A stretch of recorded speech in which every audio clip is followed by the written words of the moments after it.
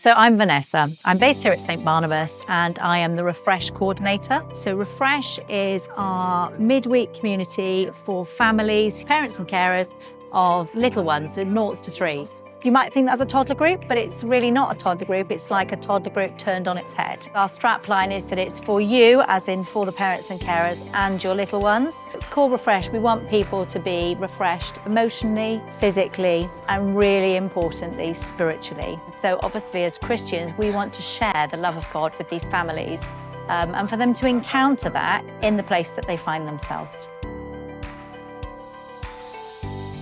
So as part of our sort of Refresh community, we have lots of play. It's a great environment. There's a great buzz. We have an amazing cafe area. I've got a fabulous team. There's people talking all the time, having conversations. It's just a really welcoming and warm space. But also we gather. So we have a pause. We sort of, say, come on everyone, let's gather together. And every week we share something, a thought that's going to be accessible and relevant for where we feel our families are at. It's always we share a Bible verse with them and we give them maybe some testimony. And actually we've been doing that faithfully now for a year. So I guess we're now thinking, what's next? So actually Refresh started at exactly the same time as Myriad. So Myriad, the learning pathway, the learning sort of community has been brilliant because, as I said, we started Refresh, same time as Myriad started. So it's just felt like every stage that we're at, the training has been so relevant for where we are. So the first, it was all about vision and that's where we were at, sort of starting something new. And then we've had all this stuff about team at Gathering 2 and that was brilliant. And today it was just what we were looking for really. I was sort of talking to my mentor about it just recently and saying, look, what's next? What's next? And today it's all been about pathways. And so now we've got a really clear picture of what next could look like. And we don't quite know how that's going to go, but we're going to give it a try.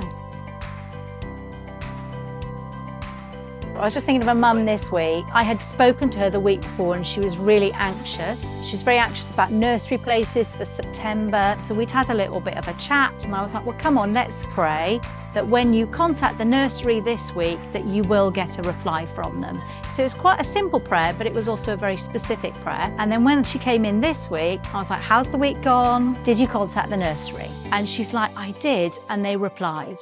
And so immediately I was able to say to her, well, that's an answer to prayer. So it may seem like something very simple, but actually that was her everyday life and it was something that was causing her anxiety. But actually she realizes, one, that we cared, but two, more importantly, God cared. And he cares about the tiny little things, not just the really huge things. And there are lots of examples of things like that.